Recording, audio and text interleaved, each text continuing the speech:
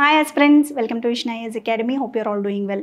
ఈరోజు మనం government schemes సెషన్స్లో భాగంగా ఇంకొక గవర్నమెంట్ స్కీమ్ గురించి తెలుసుకోబోతున్నాము. So let's start this session. Okay, so దాంట్లో quote of the day today ఈరోజు మనం చూడబోయే కోట్ ఏంటంటే, the struggle you are in today is developing the strength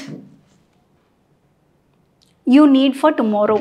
ఈరోజు మనం పడే ప్రతి శ్రమ కూడా మనల్ని రేపటి కోసం బలపరచడానికే, కానీ ఇంకా దేనికి కాదు. సో ఇది అందరూ గుర్తుపెట్టుకుని ఈరోజు పడినటువంటి ఈ శ్రమ రేపు మనల్ని బలోపేతం చేయడానికి అనే గుర్తుపెట్టుకుని అందరూ కూడా ఈ స్ట్రగుల్స్ గురించి ఆలోచించకుండా పాజిటివ్గా ఈ స్ట్రగుల్ నేను పడుతున్నానంటే రేపు ఇంకా ఎంతో బలపడతాను అనమాట నా లైఫ్లో అని అనుకుని మనం ముందుకు వెళ్తే ఆ పాజిటివ్ యాటిట్యూడ్తో మనల్ని ఎవ్వరూ కూడా ఆపలేరు మన గోల్ రీచ్ అవడంలో కదా. So wishing you all the best and let's get in to the topic directly. Okay, so ఈరోజు మనం చూడబోతున్న కొత్త స్కీమ్ ఏంటంటే పిఎం స్వనిధి స్కీమ్. అసలు ఈ స్కీమ్ అంటే ఏంటి, రీసెంట్గా న్యూస్లో దీని రిలేటెడ్ కరెంట్ అఫైర్స్ ఏమైనా ఉన్నాయా, సో ఇది ఏ మినిస్ట్రీ కిందకి వస్తుంది, ఎప్పటి నుంచి అమల్లో ఉంది, ఇలాంటి అంశాలన్నీ కూడా బ్రీఫ్గా ఎగ్జామ్ ఓరియంటెడ్గా చూద్దాం రండి. Okay, so PM Svanidhi scheme అనేది it is a lifeline for street vendors. మనకి బయట రోడ్ల పక్కన వ్యాపారం చిరు వ్యాపారాలు చేసుకునేటువంటి వ్యాపారవేత్తలు ఉంటారు కదా, అలాంటి వాళ్ళ కోసం గవర్నమెంట్ ఫ్రేమ్ చేసినటువంటి స్కీమ్ అనమాట ఇది. Vendors, street vendors. ఓకే, అసలు రీసెంట్గా ఇది న్యూస్లోకి ఎందుకు వచ్చింది అంటే, మనకి ఆగస్ట్ 27, 2025 పిఎం స్వనిధి అనే స్కీమ్కి కొత్తగా లోన్స్ ఆఫర్ చేసే స్ట్రక్చర్లో గవర్నమెంట్ కొన్ని మార్పులు చేర్పులు తీసుకురావడం జరిగిందనమాట. ఓకే, సో దానికోసం అని చెప్పి రీసెంట్గా ఇది న్యూస్లోకి వచ్చింది. అసలు ఆ మార్పులు చేర్పులు ఏంటి, లోన్ స్ట్రక్చర్లో లాంటి విషయాలు తెలుసుకుందాం. దానికంటే ముందు అసలు స్కీమ్ అంటే ఏంటో ఒకసారి చూద్దాం రండి. పిఎం స్వనిధి యోజన అంటే ఏంటి అంటే, పిఎం స్వనిధి యోజన దీని యొక్క పూర్తి వివరణ ఏంటంటే, పిఎం స్ట్రీట్ వెండర్స్ ఆత్మనిర్భర్ నిధి.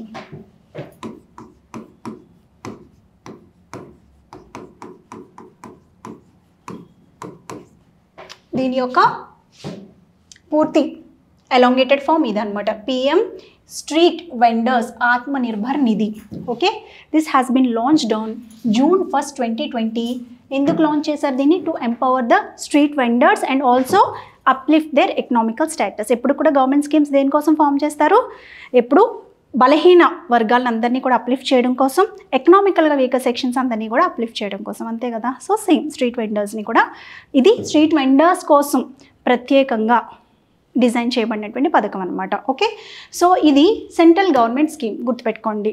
ఇది ఎస్పెషల్ ఏ టైంలో డిజైన్ చేశారు దీన్ని అంటే, COVID-19 తర్వాత చాలామంది చిరు వ్యాపారవేత్తలు భయంకరంగా నష్టపోయారు కదా, వాళ్ళైతే తిరిగి కోలుకోలేనటువంటి దెబ్బ తగిలింది వాళ్ళకి. సో అలాంటి వాళ్ళకి మళ్ళీ గవర్నమెంట్ చేయూతనిచ్చి, అంటే కొంత డబ్బు ద్వారా వాళ్ళకి మళ్ళీ లోన్స్ రూపంలో ప్రొవైడ్ చేసి మళ్ళీ తిరిగి వాళ్ళు వ్యాపారాన్ని ప్రారంభించుకునే ప్రోత్సాహం ఇవ్వగలిగే స్కీమ్ని పిఎం స్వనిధి స్కీమ్ అనడం జరుగుతుంది అనమాట. క్లియర్?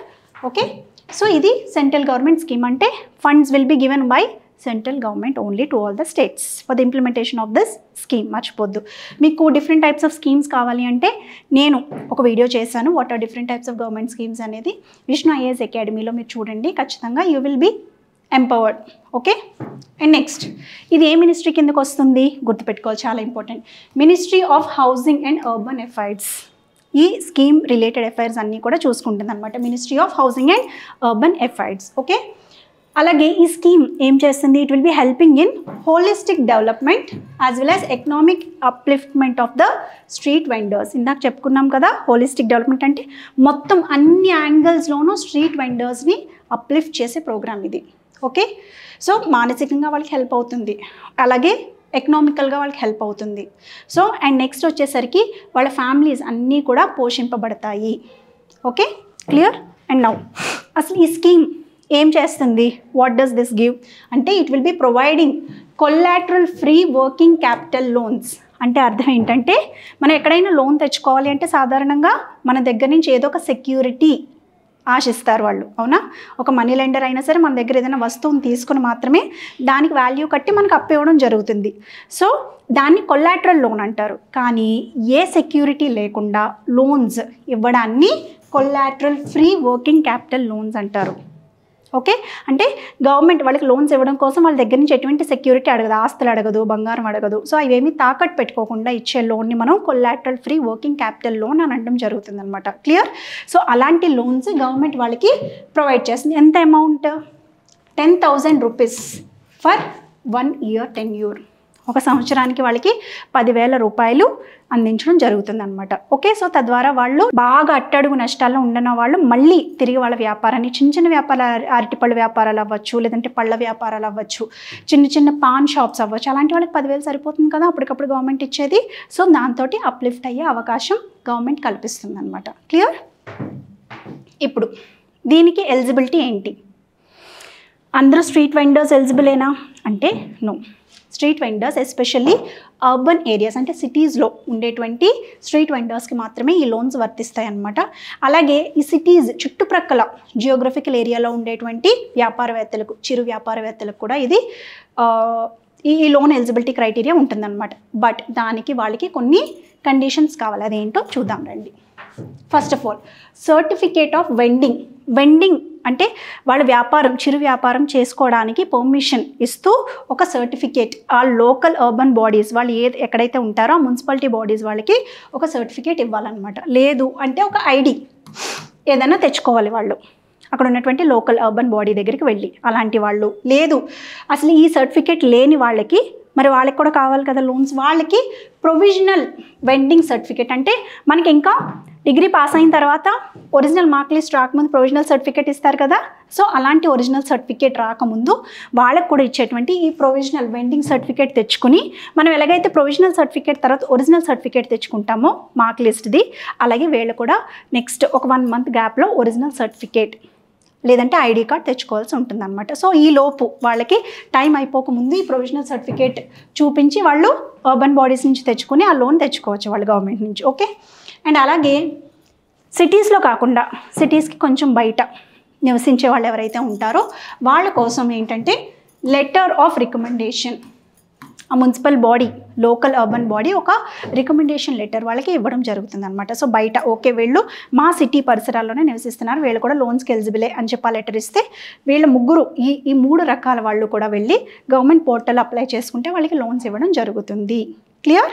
వాళ్ళకి గవర్నమెంట్ ఆఫర్ చేసే ఇన్సెంటివ్స్ ఏంటి ఈ స్వానిధి స్కీమ్లో అని మనం చూస్తే, వాళ్ళకి రెగ్యులర్గా వాళ్ళు కనుక లోన్స్ని రీపేమెంట్ చేసేసుకుంటే వాళ్ళకి 7% ఆఫ్ ఇంట్రెస్ట్ అనేది సబ్సిడీ ఇస్తుంది గవర్నమెంట్. 7% ఆఫ్ ఇంట్రెస్ట్ని సబ్సిడీ చేస్తుంది ఎవరికి? రెగ్యులర్గా లోన్ రీపేమెంట్ చేసుకున్న వాళ్ళకి. Okay, this is one of the biggest incentive. అంటే తద్వారా వాళ్ళకి ఇంకా ప్రోత్సాహం కలుగుతుంది. ఎప్పుడు కూడా మనం loan time to time pay చేసేస్తే మన సిబిల్ స్కోర్ పెరుగుతుంది, అలాగే కొత్త లోన్స్ కూడా వచ్చే అవకాశం ఉంటుంది, which is a positive incentive for us. So same thing అనమాట, వాళ్ళు ఇంకా ప్రోత్సహించడానికి లోన్స్ తీసుకోవడానికి చేసే చిన్న ఇనిషియేటివ్ ఇది. అలాగే ఎలా అప్లై చేయాలి దీనికి అని మనం చూస్తే, స్ట్రీట్ వెండర్స్ వాళ్ళు వెళ్ళి పిఎం స్వానిధి పోర్టల్ ఉంటుంది, ఆ పోర్టల్లోకి వాళ్ళు కనుక లాగిన్ అయితే అప్లికేషన్ ఓపెన్ చేస్తే దాంట్లోనే వాళ్ళ డీటెయిల్స్ అన్నీ ఫుల్ఫిల్ చేయొచ్చు. ఓకే, కాకపోతే దీనికి ఆధార్ కార్డు ఉండాలి, అలాగే ఆధార్ కార్డ్కి వాళ్ళ మొబైల్ నెంబర్ కంపల్సరీ లింక్ అయి ఉండాలి. అలాంటి వాళ్ళకి మాత్రమే ఇది వస్తుందన్నమాట. అలాగే గవర్నమెంట్ ఏం చేస్తుందంటే వాళ్ళకి ఒక రూపే క్రెడిట్ కార్డు కూడా ఇస్తుందన్నమాట. సో తద్వారా వాళ్ళకి డైరెక్ట్గా క్యాష్ డ్రా చేసుకునే ఫెసిలిటీ కల్పిస్తుంది. ఓకే, సో లేదంటే కనుక కామన్ సర్వీస్ సెంటర్, కొంతమందికి అందరికీ నెట్స్ ఓపెన్ చేసి పిఎం పోర్టల్లోకి వెళ్ళి చేసుకోవడం రాదు కదా స్వానిధి పోర్టల్లోకి, అలాంటి వాళ్ళు కామన్ సర్వీస్ సెంటర్స్కి వెళ్ళి అక్కడ వాళ్ళు అప్లై చేసుకోవచ్చు అనమాట. ఓకే, ఈ సేవా కేంద్రాలకు వెళ్ళి అప్లై చేసుకోవచ్చు. చెప్పాను కదా ఆధార్ కార్డ్కి కంపల్సరీ మొబైల్ నెంబర్ రిలేట్ అయి ఉండాల్సిందే, అలాంటి వాళ్ళకి మాత్రమే ఇది ఎలిజిబిలిటీ ఉంటుంది. సో క్లియర్గా స్కీమ్ అర్థమైందని అనుకుంటాను. నెక్స్ట్ రీసెంట్గా ఇది న్యూస్లో ఎందుకు ఉందో చూద్దాం రండి. సో August 27th లోన్ ఎంతైతే అమౌంట్ ఇందాక ఏం చెప్పుకున్నాం 10,000 ఇస్తుంది కదా లోన్. సో ఇప్పుడు దాంట్లో కొంచెం మార్పులు చేర్పులు చేసింది, అలాగే లోన్ ఇచ్చే పీరియడ్ని కూడా ఎక్స్టెండ్ చేసింది. అంటే ఇక్కడతో ఆగిపోలేదు, అది ఇంకా ఇక్కడ వరకు ఎక్స్టెండ్ చేసింది. అది ఎక్కడి నుంచి ఎక్కడి వరకు అంటే యాక్చువల్లీ లాస్ట్ డేట్ వచ్చేసరికి December 31st, 2024, కానీ దాన్ని March 31st, 2030 వరకు ఎక్స్టెండ్ చేయడం జరిగింది. అంటే ఇంకో 6 years ఎక్స్టెండ్ చేసింది government, which is not a smaller issue. 6 years. Okay, అలాగే టోటల్ అవుట్లే మొత్తం ఎంత రిలీజ్ చేసింది గవర్నమెంట్ అంటే 7,332 crores. ఆఫ్ అమౌంట్ని రిలీజ్ చేయడం జరిగిందనమాట. ఇప్పుడు దాంట్లో మనం చూస్తే లోన్ రీస్ట్రక్చరింగ్ ఎలా చేసింది, ఫస్ట్ March 31, 2030 వరకు ఇచ్చింది. అలాగే ఈ రీస్ట్రక్చర్డ్ స్కీమ్ దీని యొక్క ముఖ్య ఉద్దేశం ఏంటి అంటే దాదాపుగా 1.15 crore స్ట్రీట్ వెండర్స్ దీంట్లోకి రావాలి అని ఏం పెట్టుకుందనమాట. అంటే పూర్తిగా వచ్చేసి 1.15 crore ఉండాలి. అలాగే కొత్తగా 50 lakh మెంబర్స్కి లోన్స్ ఇవ్వాలి అనేటువంటి టార్గెట్స్ పెట్టుకుందనమాట గవర్నమెంట్. అందుకోసం అని చెప్పి ఇంకో 6 yearsని ఈ లోన్ ప్రాసెస్ని ఎక్స్టెండ్ చేయడం జరిగింది. క్లియర్. అండ్ నెక్స్ట్ వచ్చేసరికి కీ ఫీచర్స్, రీస్ట్రక్చర్డ్ స్కీమ్ యొక్క కీ ఫీచర్స్ ఏంటి అంటే దీంట్లో first of all first tranche అంటే టర్మ్స్ అనమాట. ఫస్ట్ టర్మ్, సెకండ్ టర్మ్ లోన్స్ని వాళ్ళు రిలీజ్ చేసే అమౌంట్ని కొంచెం పెంచారు. ఎంత పెంచారు అంటే ఫస్ట్ది వచ్చేసరికి 10,000 నుంచి 15,000కి పెంచారు. ఫస్ట్ ఇన్స్టాల్మెంట్ రిలీజ్డ్ అనేది 10,000 నుంచి 15,000. ఇప్పుడు ఎవరైతే 10,000 రెగ్యులర్గా కట్టేసుకున్నారో వాళ్ళకి సెకండ్ టర్మ్ వచ్చేసరికి 20,000 రూపీస్ నుంచి 25,000 రూపీస్కి పెంచడం జరిగిందనమాట. 20,000 నుంచి 25,000. నెక్స్ట్ ఇంకా ఎవరైతే రెగ్యులర్గా పే చేస్తున్నారో వాళ్ళకి UPI linked RuPay credit card కూడా గవర్నమెంట్ అందిస్తుంది. సో క్రెడిట్ కార్డ్ చేతిలో ఉంటే ఎప్పుడు ఎమర్జెన్సీ అవసరాలు ఉంటే కనుక వాళ్ళు అమౌంట్ విత్డ్రా చేసుకునే అవకాశాన్ని ఇస్తుంది అనమాట గవర్నమెంట్. ఓకే. ఎవరికి ఇది ఓన్లీ సెకండ్ టర్మ్ 25,000 తీసుకుని మళ్ళీ అది రీపే చేసేసిన వాళ్ళకి మాత్రమే రూపే క్రెడిట్ కార్డ్ కూడా గవర్నమెంట్ అందించడం జరుగుతుంది. So this is the full version of PM SVANidhi scheme.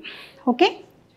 ఇప్పటి వరకు ఎంతమంది బెనిఫిట్ అయ్యారంటే చెప్పుకున్నాం కదా, to benefit 15 lakh beneficiaries and also 50 lakh new vendors to be added.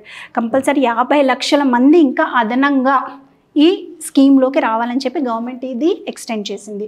చెప్పుకున్నాం కదా, రూపే క్రెడిట్ కార్డ్ వచ్చేసరికి కంపల్సరీ ఎమర్జెన్సీ నీడ్స్లో వాళ్ళకి థర్డ్ ఇన్స్టాల్మెంట్ ఎవరైతే పే చేస్తారో వాళ్ళకి ఇవ్వడం జరుగుతుంది.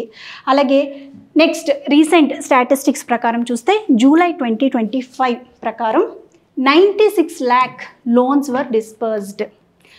96 లక్షల లోన్స్ ఇవ్వడం జరిగింది. ఎంత అమౌంట్ అది?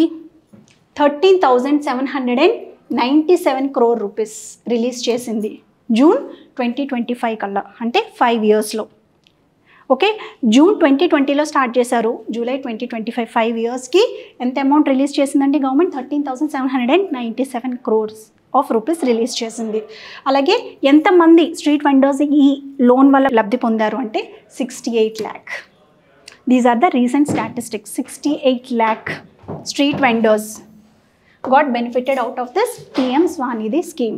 Okay, this scheme is also very important for your government exams. I hope this will be helpful for you. Thank you. Amna doubts unte tappakunda comment section lo adagandi, and please don't forget to subscribe to Vishnu IAS Academy for more this kind of videos.